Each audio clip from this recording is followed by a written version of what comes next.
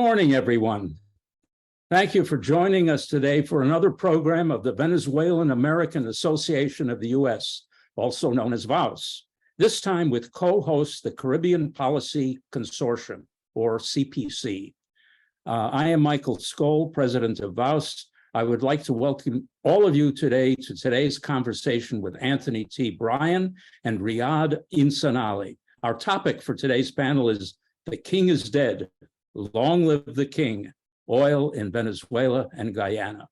We are grateful to Tony and Riyad for taking their time to be with us and participate in this discussion. We are also grateful for your participation today and your support of VAUS in these difficult times for Venezuela. The Venezuelan American Association has been promoting exchange between Venezuela and the U.S. for 87 years. During this ongoing crisis, VAUS has been diligent in fostering discussion to spark action. We thank you all for accompanying us on our quest for knowledge and for a better future for Venezuela. Founded in late 2020, the CPC is focused on Caribbean policy work, supported by a network of policy and academic institutions in the Caribbean and North America. Since our program will conclude with a Q&A session, you may write questions at any time using the Q&A button at the bottom of the page, and I will present them.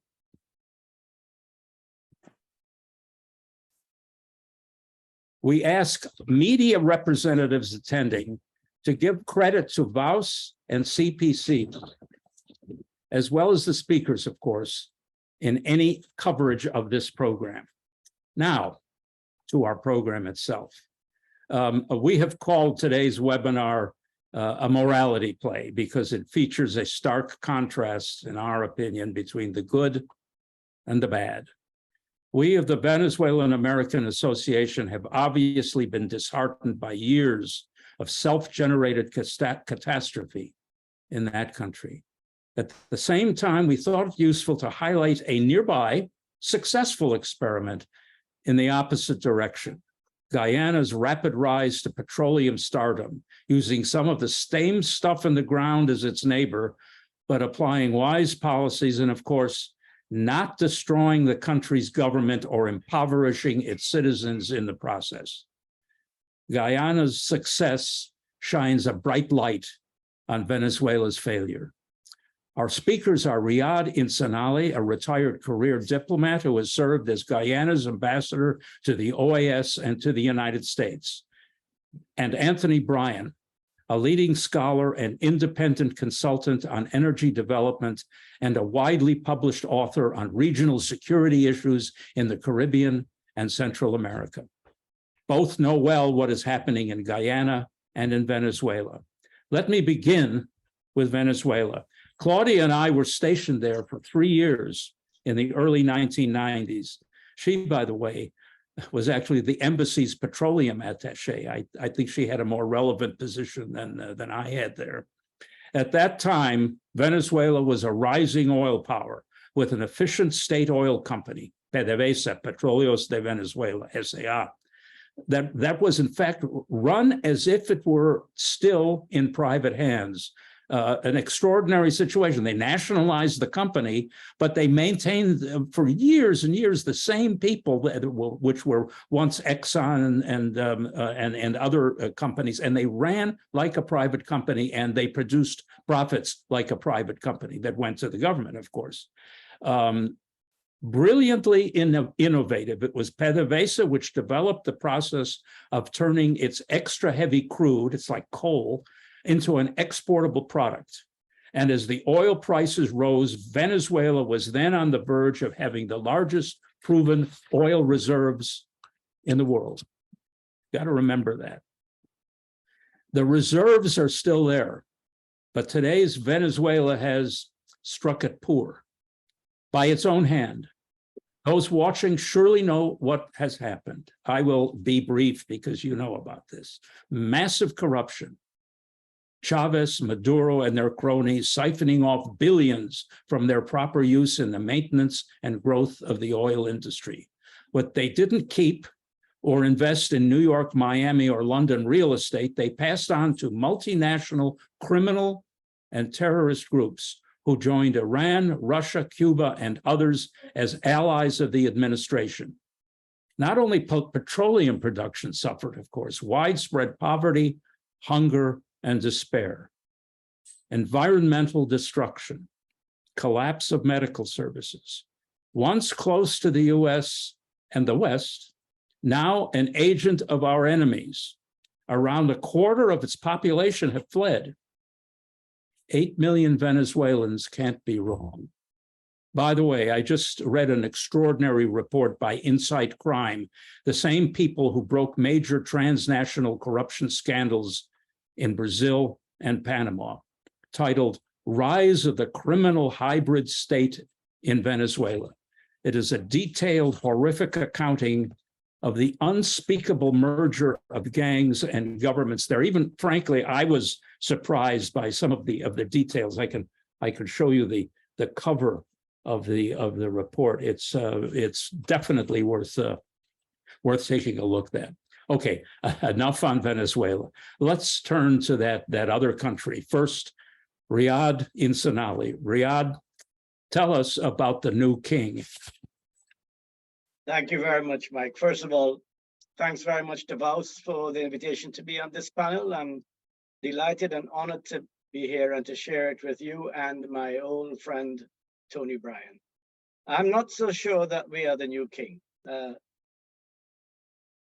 Probably a little premature, and there's a long way to go, but the Guyana story is nothing short of remarkable, and it is still unfolding. Let me share with the audience a brief timeline. It was in 2008 that ExxonMobil began exploration offshore Guyana in earnest.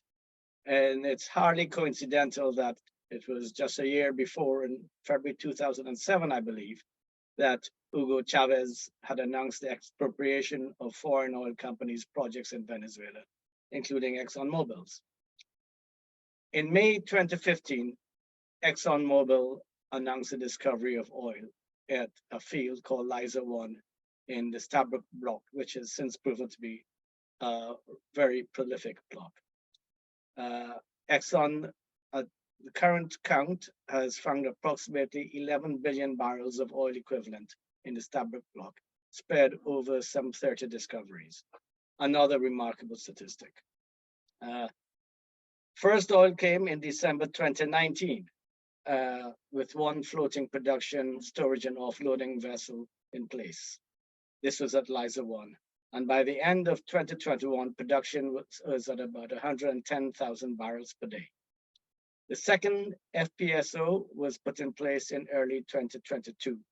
And by the end of this year, overall production could be approaching 400,000 barrels per day. Production is expected to hit 1.2 million barrels per day by the end of 2027, which would make Guyana the largest per capita producer of oil in the world. By the end of the decade, it is expected that the joint venture, which is led by Exxon, but includes Hess Corporation and the Chinese national offshore oil company, CNOOC, will be pumping some 2 billion barrels per day with 10 FPSOs in place. Again, another remarkable statistic. And the pace of development continues to grow exponentially. By the end of the decade, Guyana then could be number 2 in terms of production for Latin America and the Caribbean, just behind Brazil and ahead of Mexico. Current output places Guyana 7th. In preparing for this, I happened to come across an article published just yesterday, and it quotes Jared Cohen, the president of Global Affairs and the co-head of the Office of Applied Innovation at Goldman Sachs, as saying, quote, with the right long-term policies, it could be Guyana that shifts the politics of energy in Latin America and offers the US a new and preferred alternative, end of quote.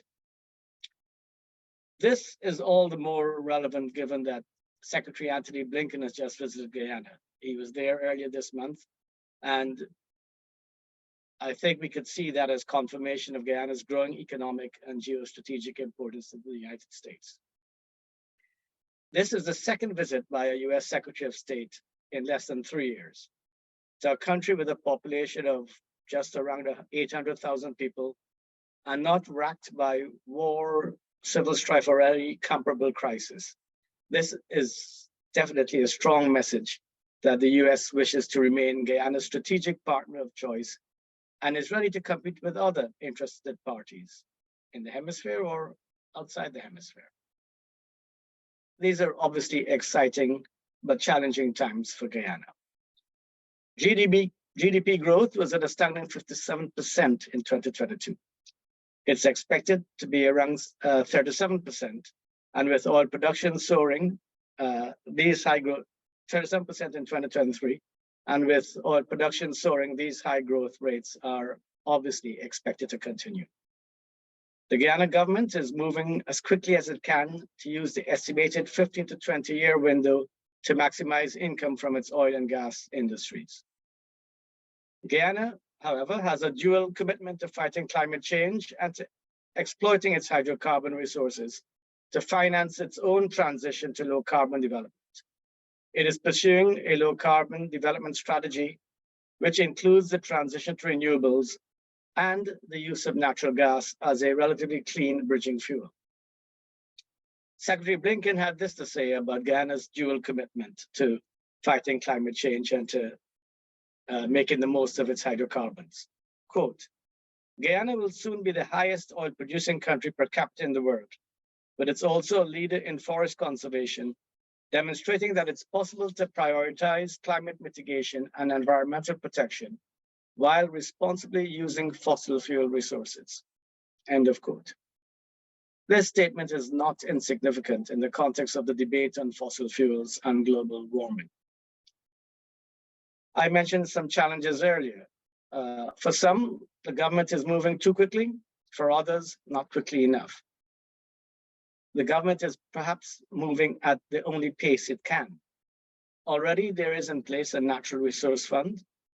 There is local content legislation, which is very critical to the government's development strategy and the involvement of the Guyanese people in benefiting from the new bounty. A petroleum commission is on the cards. Notably, there is no state oil company, at least not as yet, but it does not seem that the government sees this as a priority at this stage, but it could well be something that is being contemplated and could be put in place at a future time. What we have to bear in mind is that with a small population and a brain drain brought about by decades of emigration, Guyana lacks capacity. It lacks people and it lacks the institutional and technical capacity to manage the news sector and the effective transformation of the economy. And the government recognizes this. Training and education are top government priorities. But there's an inevitable time lag, and skills and expertise will most probably have to be outsourced. In fact, the president and vice president themselves have talked about importing some 150,000 skilled workers over time. And a strategy is being developed in this respect. This is all the more necessary in terms of the ambitious development and infrastructure plans that are being rolled out by the government.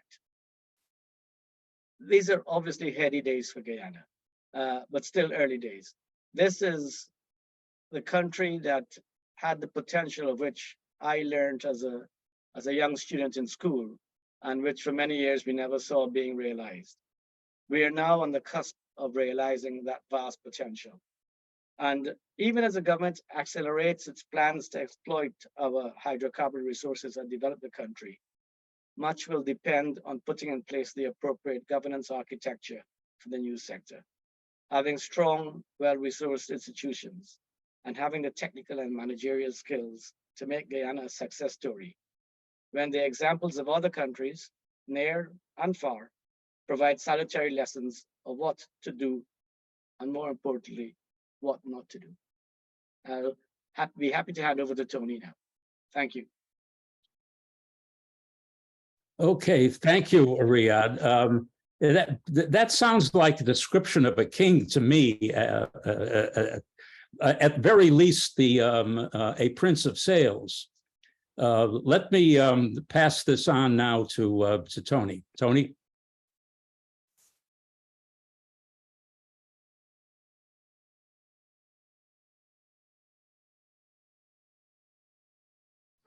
Sorry about that. Thank you very much, Michael.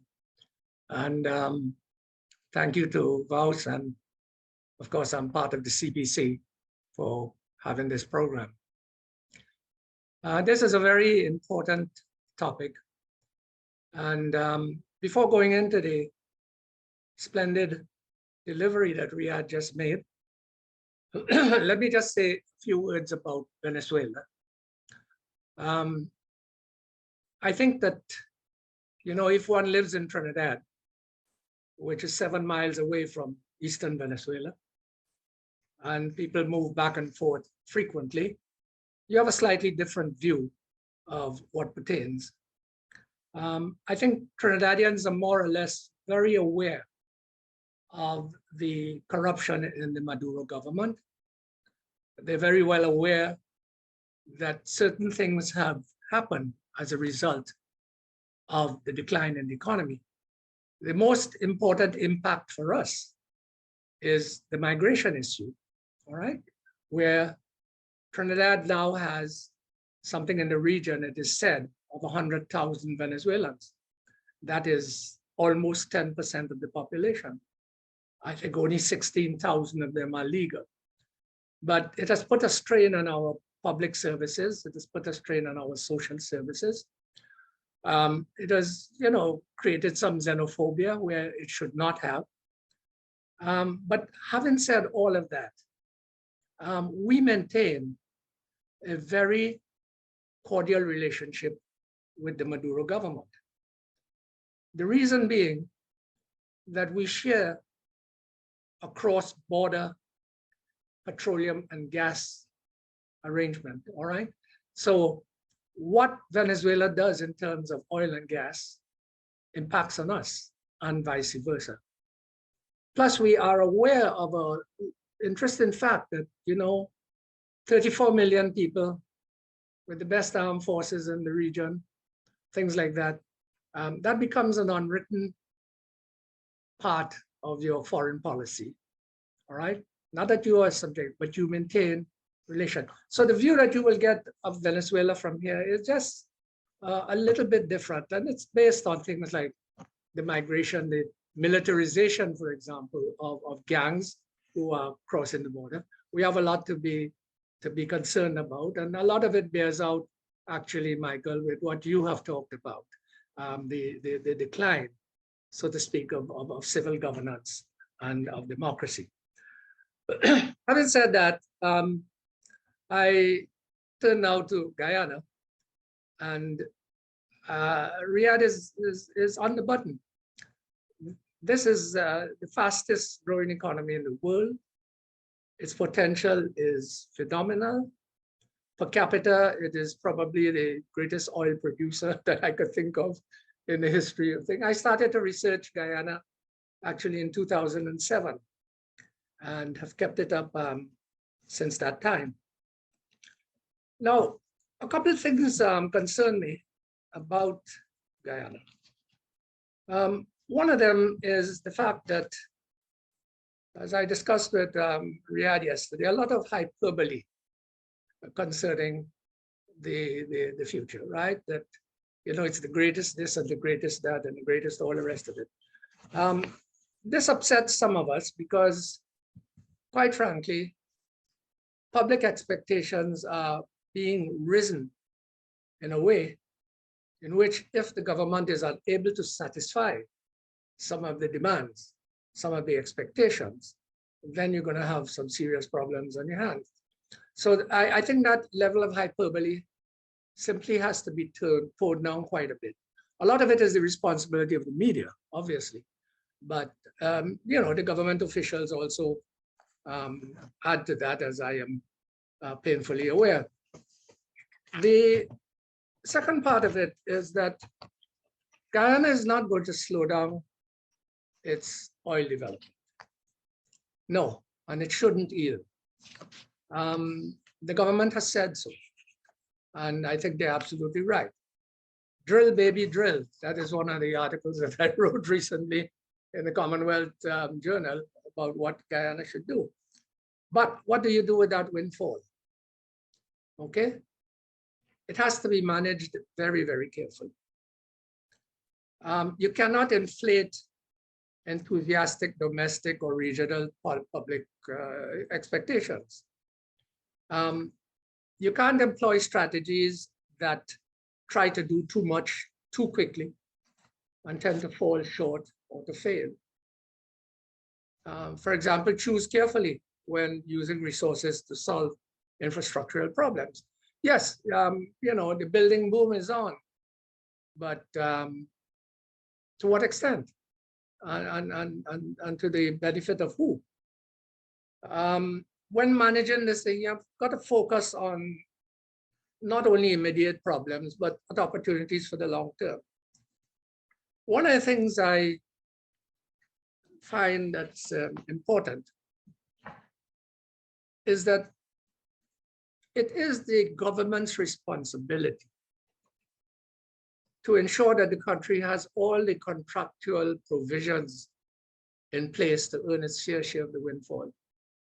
Riyadh is absolutely right that those institutions have to be crafted properly. Because if they're not, you can have a population becoming frustrated by the lack of any immediate tangible benefits that they may have expected from oil revenues. Managing the windfall, I think, presents many challenges. The independent analyst group, Rystad Energy, quotes a study from the IDB report of 2020, pointing out that Guyana can plunge itself into even more debt, even with the surplus oil money. What the IDBs are guiding is that it should exercise caution in the way in which it goes about taking on new loans, either to meet current budget issues or to invest in infrastructural, you know, things that run very fast. So what it might want to do is consider that oil revenues give the government an opportunity to close budget financing gaps, to avoid debt accumulation, to retire expensive outstanding public debt. And so I think budget financing itself needs to be monitored. Savings must not be eroded. If they are, this could return the country to high indebtedness. Now, one concern that I think some of us have, and I'm sure Riyadh is aware of this, is the local content law, all right, which seeks to protect local Guyanese companies. It's a commendable objective. Most countries should draw laws like that. But just filling percentage workforce with nationals in the name of local content is a mistake to be avoided. This is not about numbers. It's about investing in the long-term benefits for the country and its people. You see, one of the saving graces for Guyana is going to be the relationship that it would have with international companies, private companies, okay, and other governments. For example, Trinidad for years and years has exported energy technicians. We have more of them than we need. After 115 years of oil and gas production, you know, we have a surplus of that talent.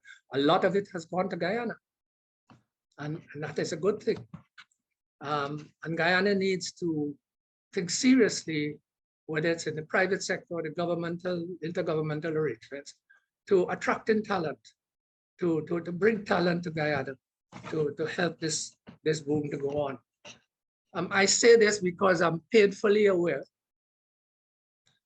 of a kind of xenophobia that now exists in Guyana and even among certain people in the administration of looking outward for assistance.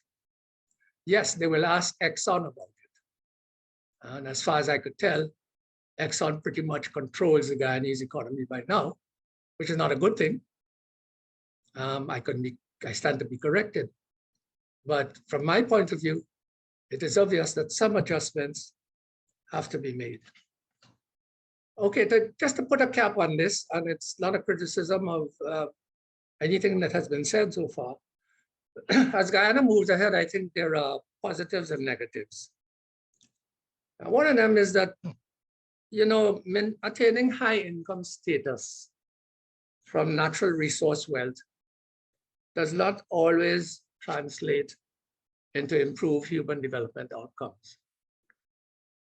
There are many above ground pitfalls, but I think Guyana is going in the right direction. With respect to investment, opportunities for international capital to make long-term investments along the entire oil and gas value chain. There are potentially even more indirect opportunities, I would say, that arise when the country starts to exponentially increase its GDP and raise the income of the entire nation. So I think, when you come to look at investment, which is the thing that will drive Guyana forward, opportunity as broad as one's imagination or skill set. Part of the transformation demands, I think, collaboration with foreign investors. And I know this will touch a nerve somewhere, not necessarily with Riyadh, but with any other Guyanese. Part of the transformation, I think, is to build a Guyanese mindset that is open to foreign investment, rather than resisting it out of fear of foreign domination, as in colonial times. It takes years for changes to trickle down and for processes to be streamlined to overcome Guyana's legacy of tight state control. Progress is being made, and I think ways must be found to keep the momentum of change. I would want to say as a final comment that Guyana can learn a lot from Trinidad. Trinidad and Tobago is one of the world's oldest hydrocarbon producers. Remember that the growth of energy in Trinidad was over 150 years. You're talking about Guyana with a phenomenal impact in just a couple of short years. So there are many, many things that it has to try to avoid. I would offer the following. Remain open to international investors directly into the hydrocarbon industry. It doesn't have a state-owned company.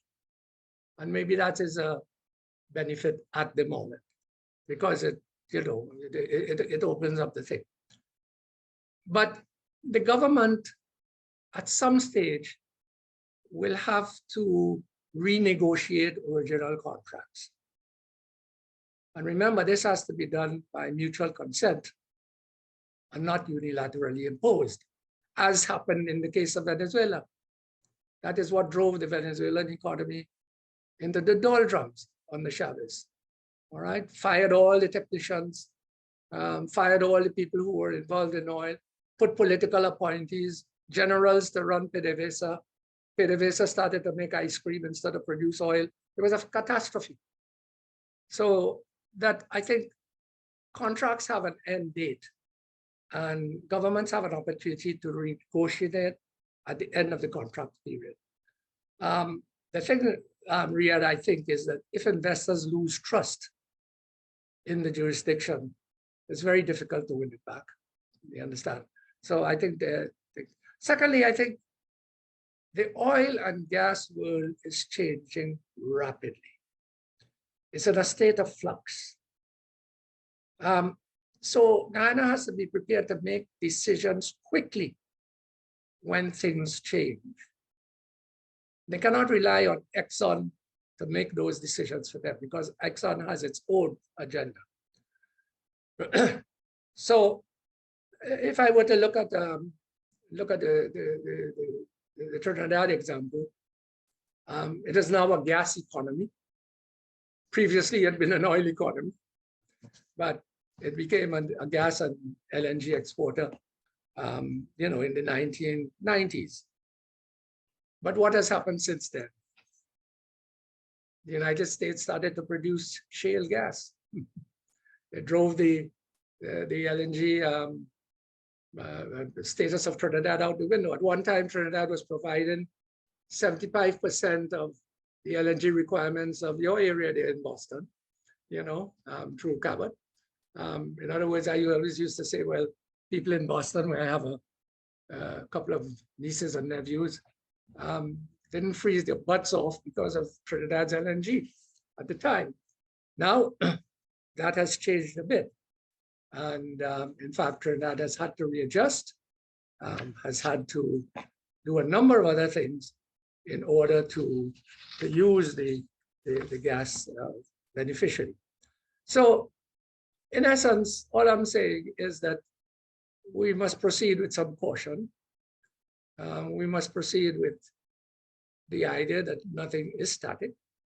And we must proceed with the idea that the future doesn't lie in hyperbole. It lies in really effective action.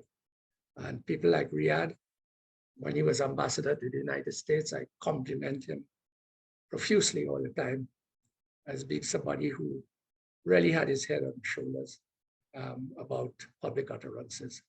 I think that's about all I want to say. We could discuss it.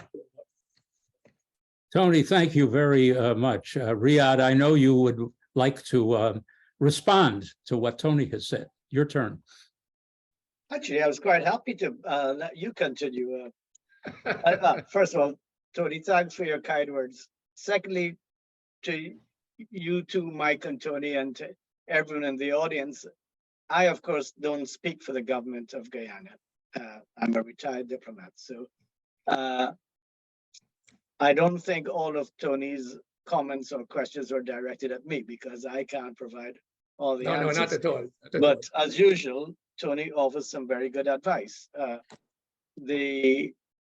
In learning from the experience of Trinidad, with was it 115 years in the industry, we would do very well to do that. Not least because Trinidad and Tobago is, of course, a sister CARICOM state, and in terms of CARICOM energy security, a partnership between Trinidad and Tobago, Guyana, and Suriname, when its expected production starts, could well anchor energy security in the Caribbean.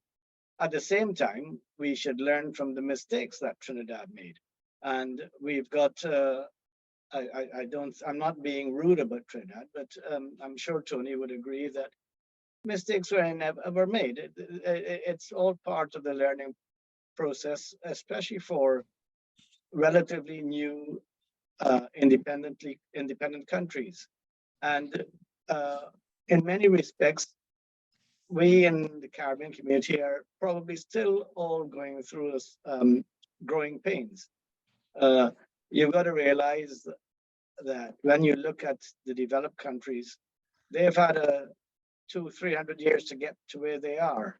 We started in the 60s as independent nations, and it's not always been a propitious international environment for us to make our way as small, relatively underdeveloped countries.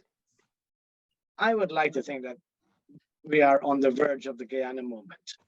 But at the same time, I take Tony's comments very seriously because it is, we could quite easily make a mess of it.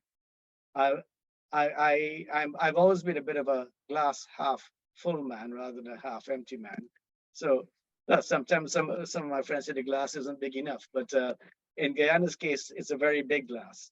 And I think with the right management, with the right approach, and admittedly, the government has some other challenges before it, not least the political challenges of presiding over a country that there's no secret is fairly divided.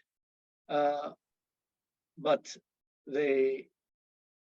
if they can continue to make good on the mantra of One Guyana, that is ensuring that not only is there development, but equitable development, and that all the citizens of Guyana see that this is something that they can all benefit from. The government will be going a long way towards ensuring the long-term future of the country and the intergenerational future of the country. But a lot of this is easier said than done. And here we are sitting as talking heads. We've all got our ideas as to what should be done, and we've all got recommendations to make. But we're not the ones sitting in the seats of power. And there are always political considerations. And I've heard a couple of government ministers themselves say at forums here in Washington, D.C. that, yes, they've made some mistakes, and they will probably make more mistakes. But this is a learning process. And I don't think anyone can expect anyone, any government, any individual to get everything right in one go as we proceed along a very steep learning curve. But that is just a bit of a general overview in terms of some of the specific things that Tony said, that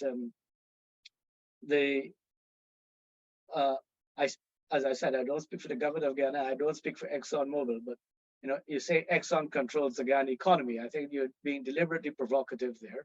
And I would say that Exxon, or that the oil industry now dominates the Guyana economy. We, of course, come from a long tradition of being a sugar producing colony. And in colonial times, when we were known as British Guyana, we were also known as Booker's Guyana to reflect the dominance of the Booker's company, the Booker company in Guyana. I would like to think that is the label of Exxon Guyana is something that both the government and ExxonMobil would be trying desperately to avoid. We need to move towards a more enlightened way of looking at exploiting this new resource. You yourself, Tony, have talked about partnership with foreign investors. I strongly believe in international partnership with the oil companies, with friendly governments, such as the United States, especially given Secretary Blinken's visit, and also the multilateral institutions that have been constant in their support of Guyana in the development of the new sector, and in providing sound technical advice, and also providing technical expertise to assist the government in moving along with its plans. I would like to think that with all the right things in place, we can get to that happy place, but I'm not going to be sanguine about it. I'm not going to be all starry-eyed and say, oh, it's going to happen. It's going to happen very soon. There's many a step betwixt cup and lip, and we've got challenges, but the government recognizes that. They've made statements to that effect. They know what they're up against, and I think they're trying their best with the hand that they have. What they need to do is augment that hand with looking to build expertise, looking to build skills, which they're doing, but looking to get more and more, to build a cadre of professionals around the political leadership who can help steer the country in the right direction. Very interesting. This conversation reminds me of the phrase, the curse of oil, which actually was a phrase, I believe, invented by a Venezuelan many, many decades ago. El excremento del diablo. Yes, the fact is that I think most observers will have concluded that the onrush of an immense wealth, which often and most of the time characterizes the discovery and of oil, often does more damage than it does good. And the ability of governments to deal with this kind of situation has not been very good. Some people say that Norway has been the one country in the world that has most dealt with the curse of oil. Let me remind people that if you want to ask a question, just click the Q&A button at the bottom of your screen, and we will get to as many as possible. I'm looking at one here. There's also a question from John Mayer, and I'm having trouble reading it. Some of the letters I don't understand. If you could repeat your first question, the one that says Tony Bryan making a plea for a Trini takeover. If you could repeat that, it'll be more understandable, at least to me. But let me go to the first question. Dr. Bryan mentioned that ExxonMobil basically controls the Guyana economy. What are the pros and cons of this, and what can Guyana do to safeguard against such external controls? Now, I know you partially answered this, but why don't you go a bit deeper? Well, I think Riyad answered it quite well initially, and that is that you don't want to have Exxon Mobil Guyana. That's what you don't know. As in the past, you had Booker's Guyana. All right. In other words, some way has to be found for the government to levy its own strengths to yes, have the foreign investment, but also to have some say over its management of its own economy. The story is that you mentioned the resource curse a minute ago, the excrement of the devil, which was the founding member of OPEC, who was Venezuelan at the time, uttered. How much guidance does Guyana need from ExxonMobil? That's the question.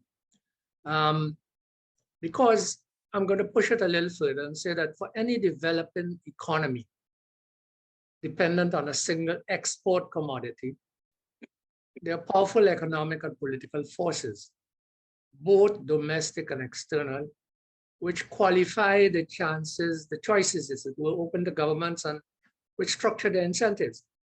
How can government strike a balance, let us say, between internal structural forces, external constraints, daring initiatives, investment, from a huge company?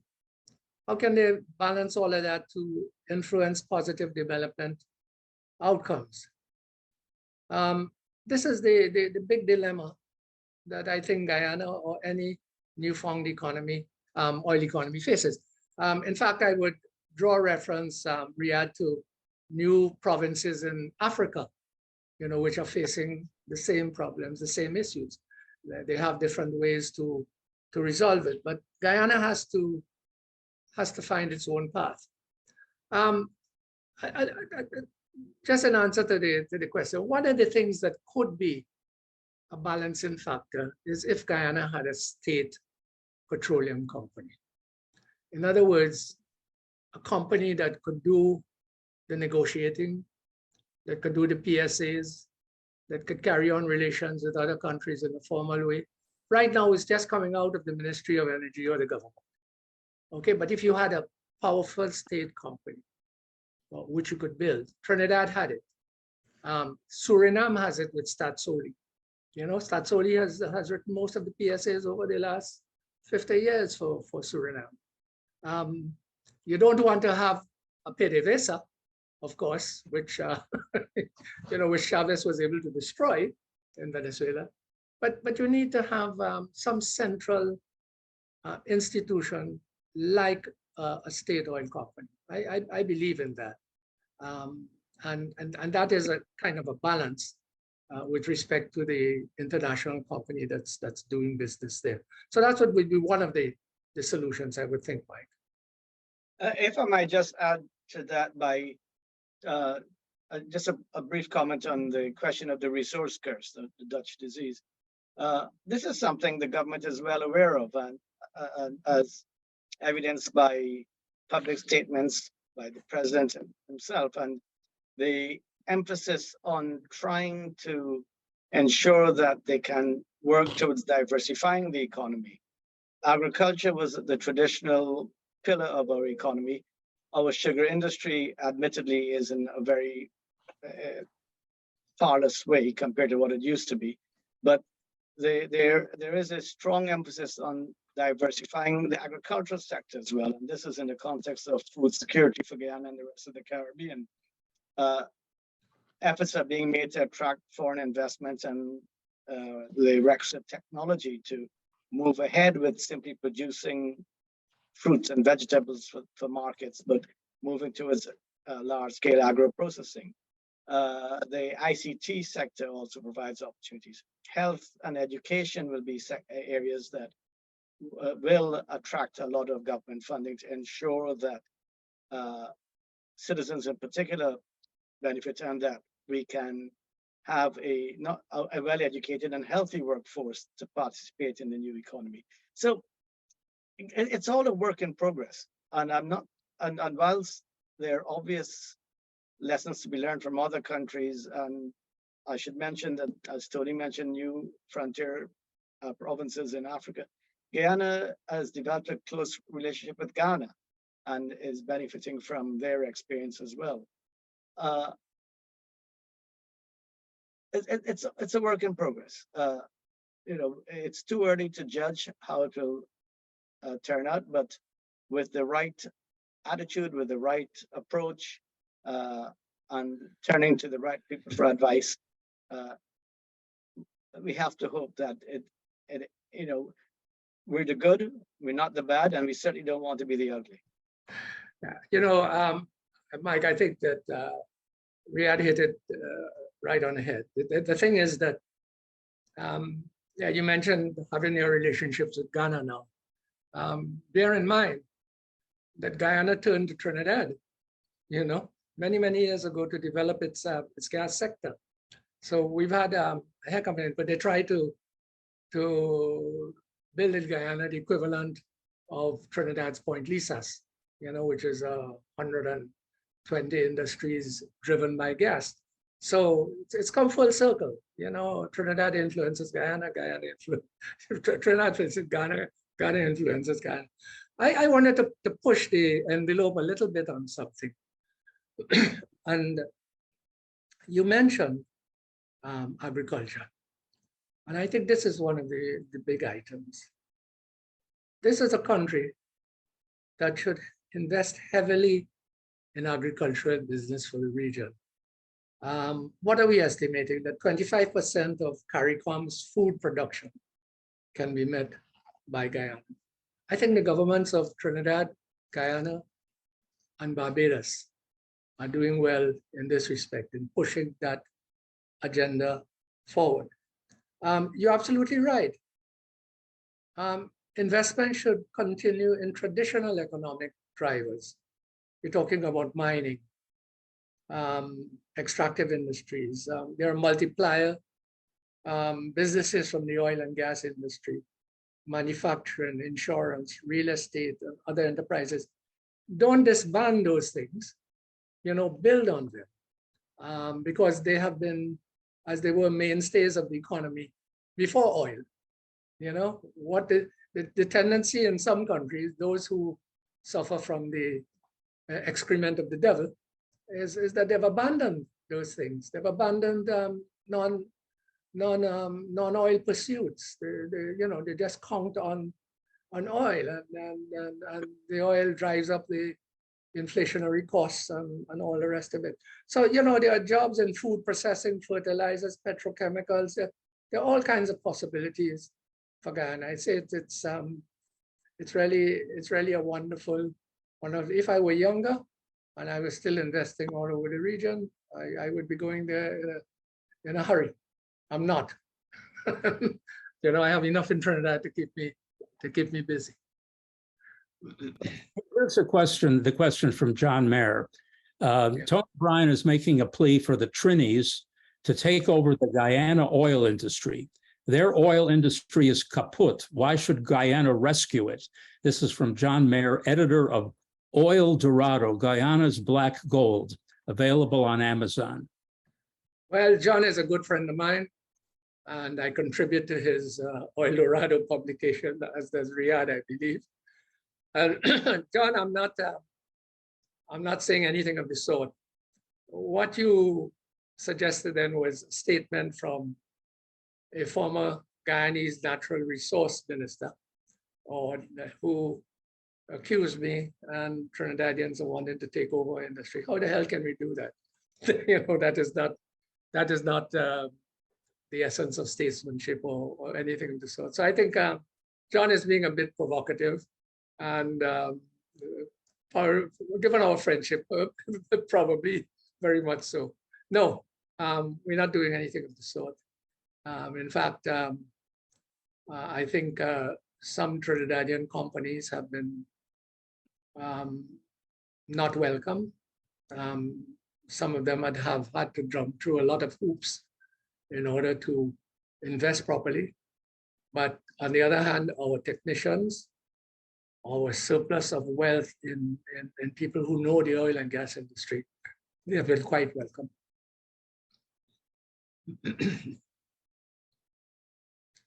Can't hear you, Mike.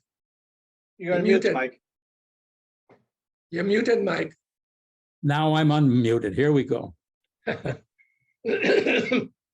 Sorry. From Anthony Gonzalez, how is Guyana faring as regards the distribution of this oil wealth in such a plural and divided society? Riyadh, that's for you.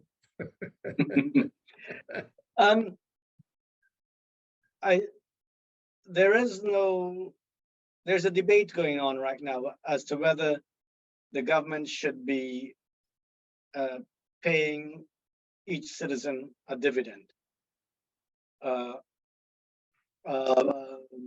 At the moment, the government has said that it has no intention of giving handouts to people. The emphasis seems to be on using oil revenues for infrastructural development, large-scale projects and infrastructure, and focusing on the health and education sectors, as I mentioned earlier.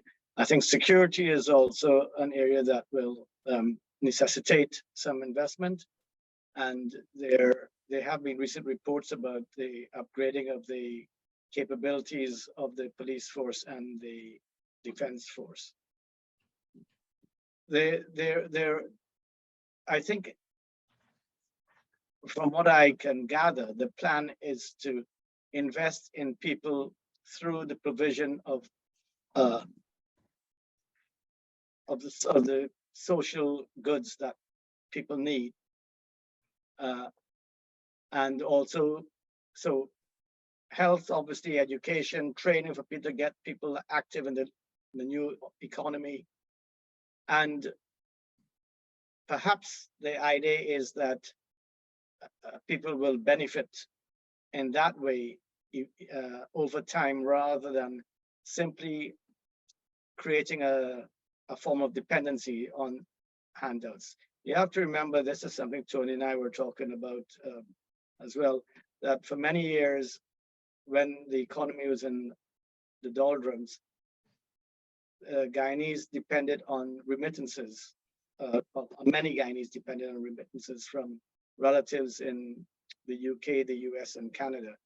And I'm not sure that, I haven't seen any study yet on how that affected productivity, but intuitively, I would suggest, and based on anecdotal evidence as well, that remittances were a disincentive to being productive members of the labor force, especially with low wages and fairly tough working conditions.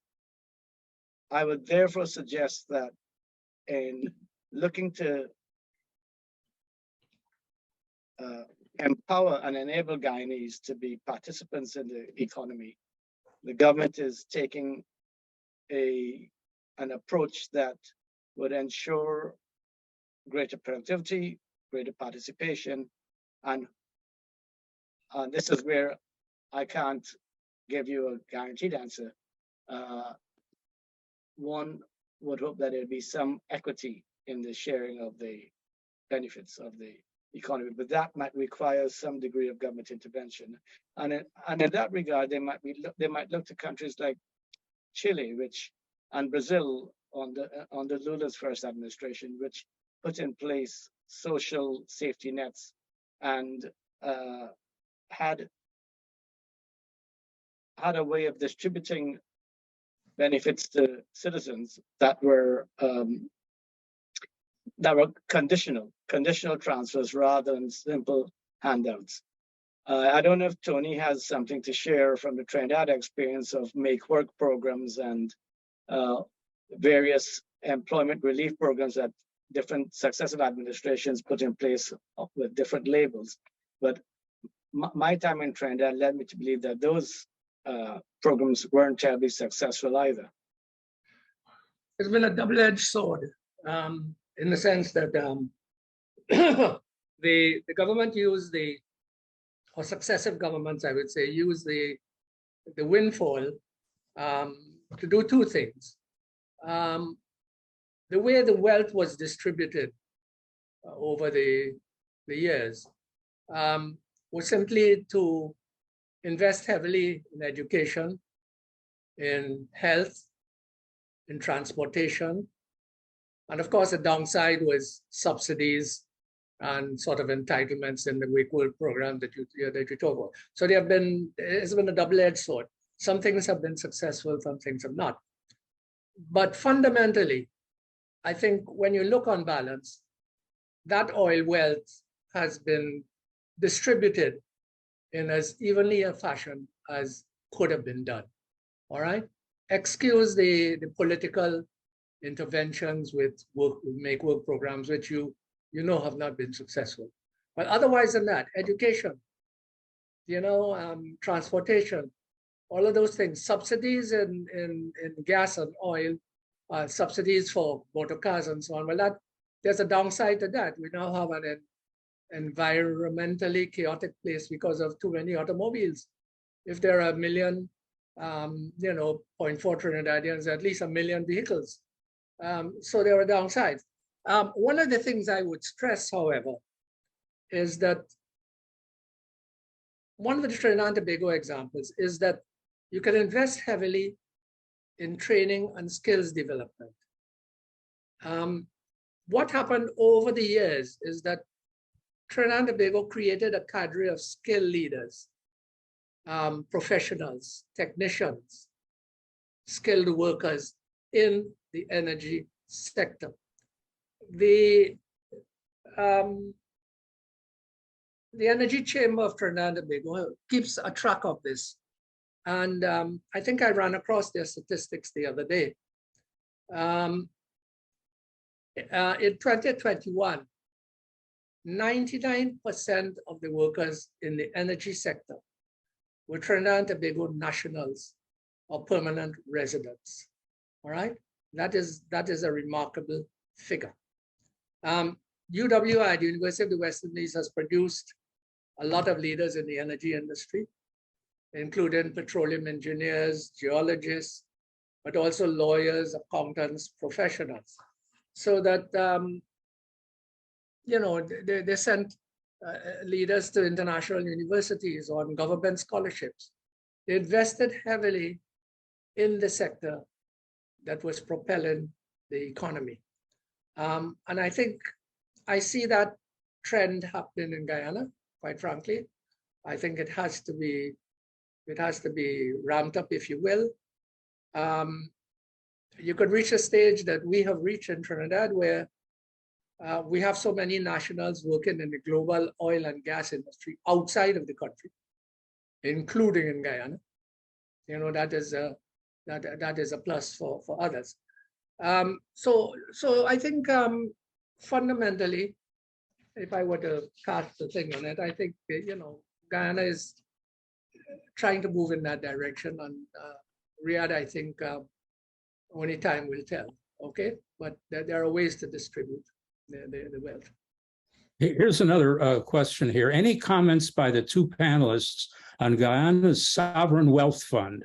Why isn't it managed and taken out of political control along the lines of the Norwegian oil fund? That's a good question. I don't think I have a full answer for that, but the current government did revise the legislation that the previous government had put in place. And their argument was that the new legislation does not put all the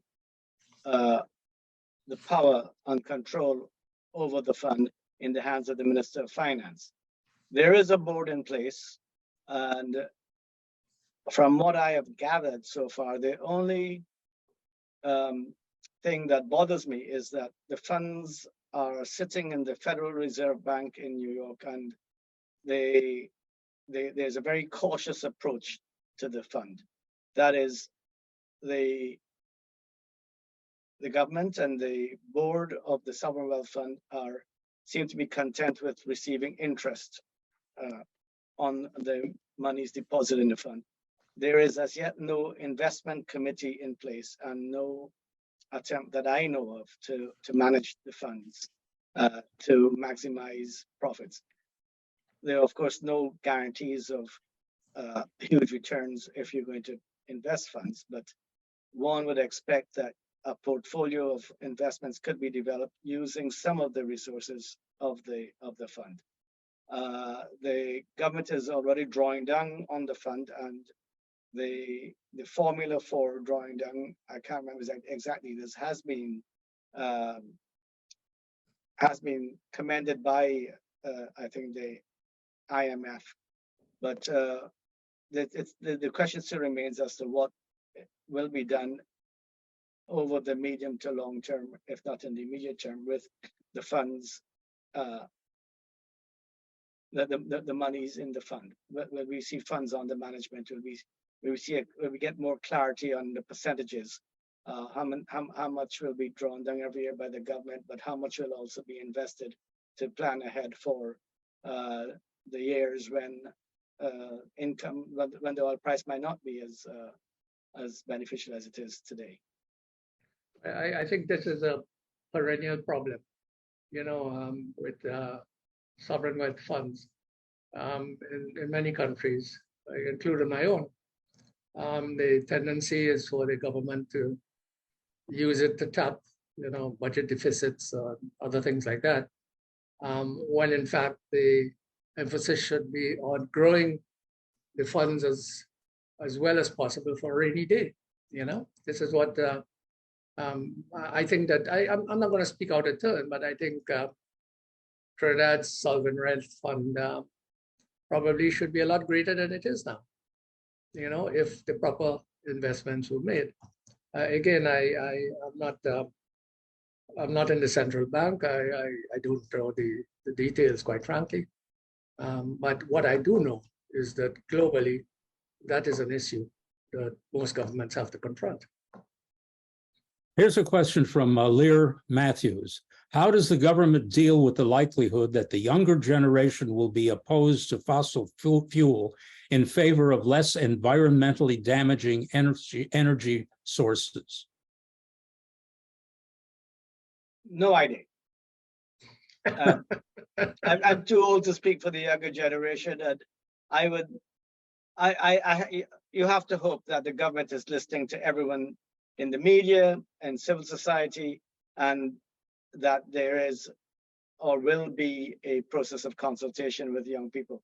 I was looking at some of the questions actually, and when Tony was talking about the Sovereign Wealth Fund, and someone had asked about whether the president or vice president have traveled to Norway and the UK, based on my comment that there's a close relationship being developed with Ghana.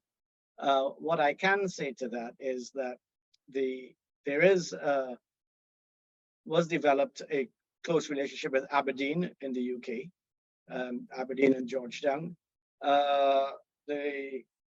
I'm not sure that anyone has traveled to Norway, but I do know that the Norwegians were involved in providing advice in the early years of oil.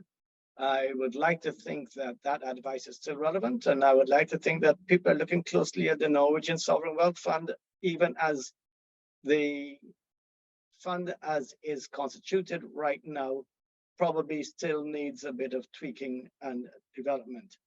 And then there was a question from a good friend of mine, Neil Gardner, in there, which I feel obliged to answer. Otherwise, he might no longer be my friend. And it is about the role of the diaspora. What is the government doing to engage our diaspora? And I think that's an important question, because as we talk about the shortage of skills in Guyana and about the rolling out of a labor policy, which would be combined with an immigration policy, the diaspora obviously has an important role to play in the future development of the country.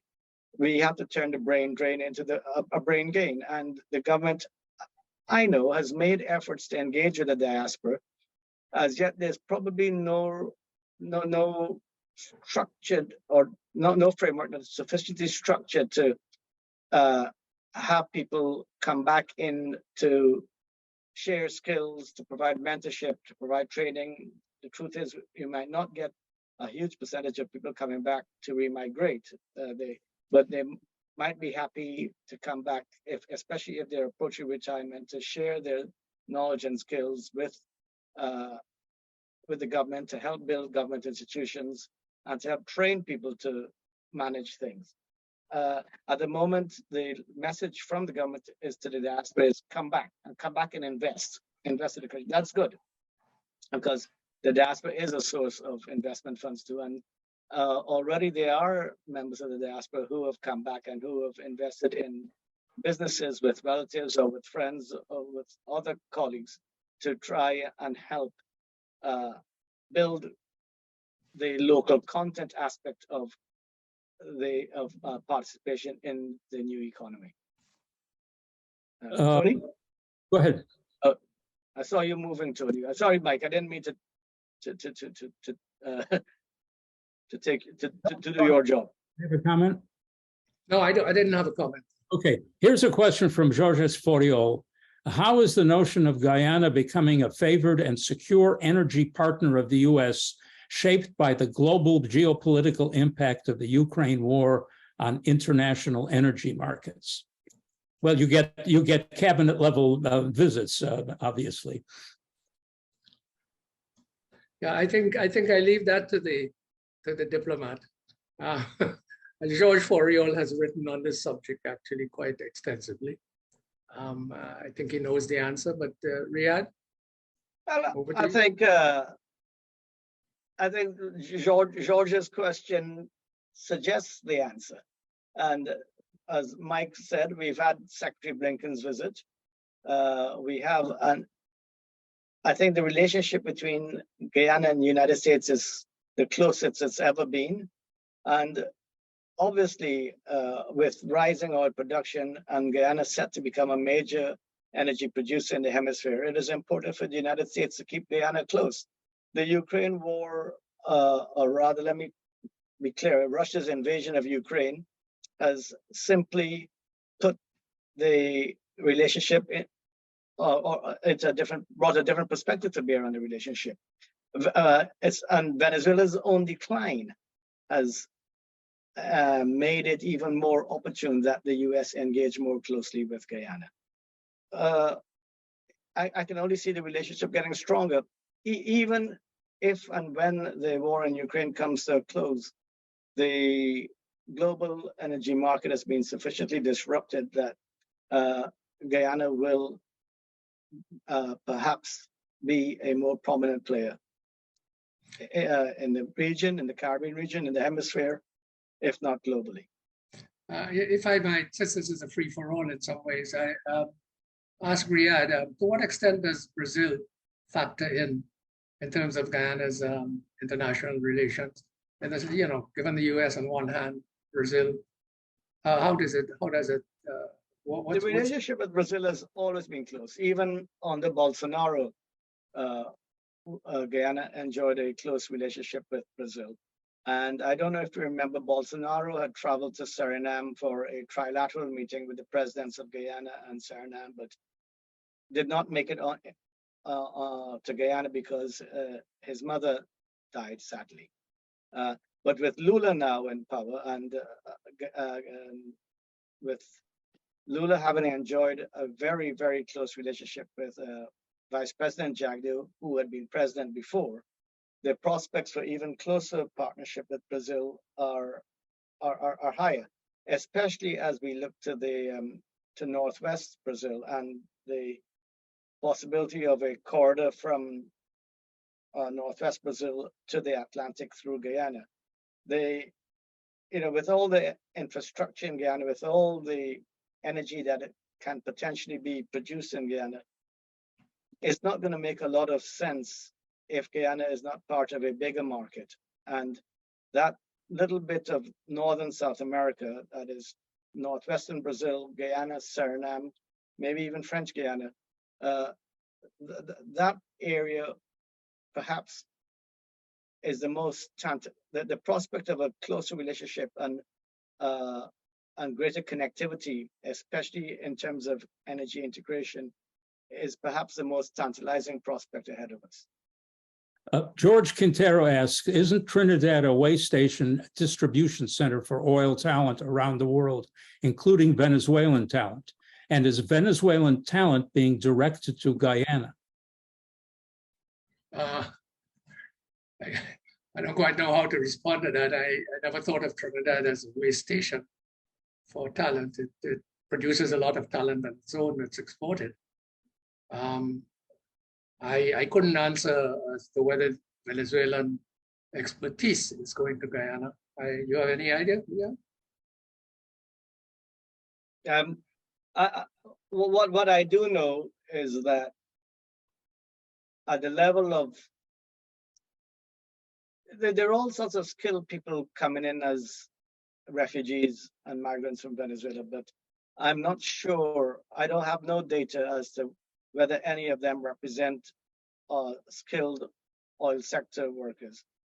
I have heard from friends and colleagues that there are Venezuelans who perhaps have other nationality, other citizenship involved in as contracted or technical workers with Exxon, but I couldn't give you figures and I couldn't tell you anything more than that.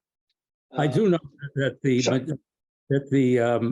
some of the first people who fled from Venezuela after Chavez and Maduro were the leaders in the Venezuelan oil industry, and a great many, if not most of them, are now in either Colombia or Texas running oil things. They're there. They're great experts, and what Venezuela has now running the oil industry would hardly be characterized as oil experts. Let me ask one more question. This is from Andre Brondley. Regarding the diaspora is rapidly aging, and the children of Guyanese in the diaspora are not entitled to Guyanese citizenship if they are not born in Guyana. Should Guyana change its citizenship rules to make it more attractive for children of the diaspora? Quick answer. Professor Brandley is wrong. I know he's got a Guyanese mother, and I'm not sure why he would say that, because you are entitled to citizenship by descent. My two children were born in the UK to an English mother, and they have Guyanese citizenship because you are entitled to Guyanese citizenship by descent. But the fact that the diaspora is aging is a good one, but that's why I made the point earlier that you can use retirees to come back for training purposes and to help put systems in place. They don't have to remigrate to live permanently in Guyana. They still have a role to play by contributing to building our human resource capability in Guyana. And the children of Guyanese born abroad are entitled to citizenship by descent. Okay. All right. We've run out of time for questions. Tony, Riyadh, do you have any final comments? Tony? Well, Riyadh, go ahead. I've enjoyed this conversation. Thanks for the opportunity, Mike. Tony, thanks for your comments. Nothing really to add to anything that I said, but I particularly enjoyed the Q&A with the audience. I wish this were a live event, but then again, if it had been a live event, we might not have had so many people participating. But thanks very much for the opportunity. And whilst Tony might have tried to commit regicide a couple of times, I'm still not sure that we're talking about a new king, but we're certainly talking about a rapidly rising player in the energy sector in the hemisphere. But thanks very much for the opportunity. Yeah, well, Mike, I must tell you that since Trinidad has been a republic for, almost 40 years or so, I'm not interested in kings.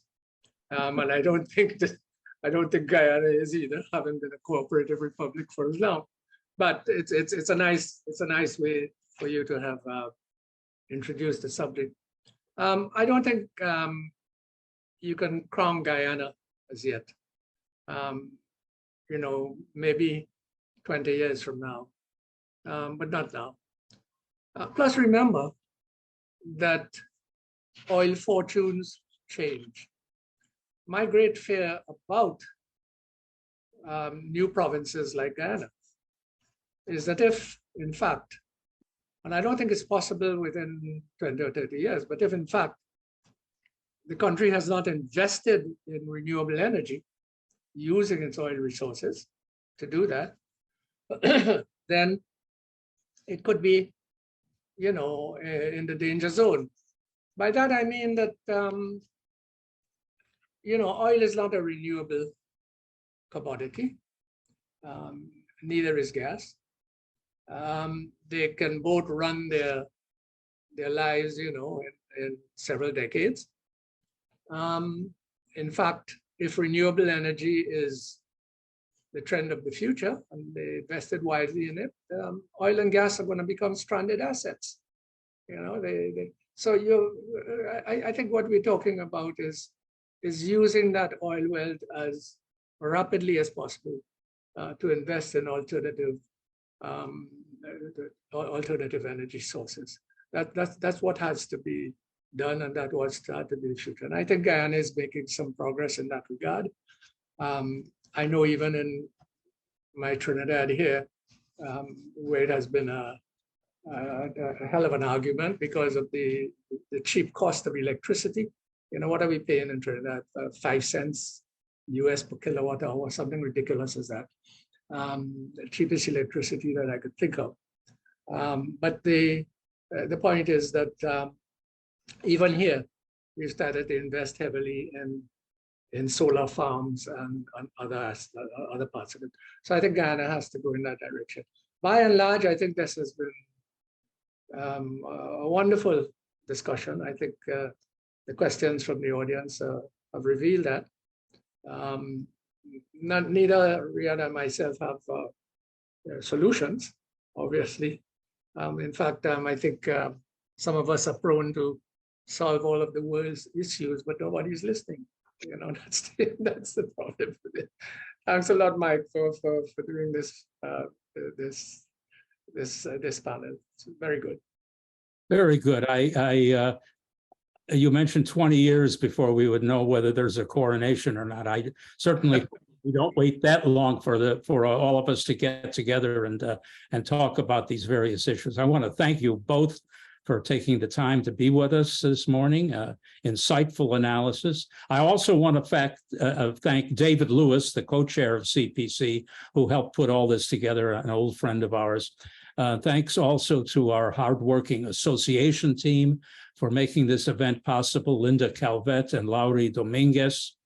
Finally, if you are interested in joining the Venezuelan American Association, please contact our team via today's invitation. Your memberships literally make our work possible. Thank you all for participating. We look forward to meeting with you again soon. Bye-bye. Bye.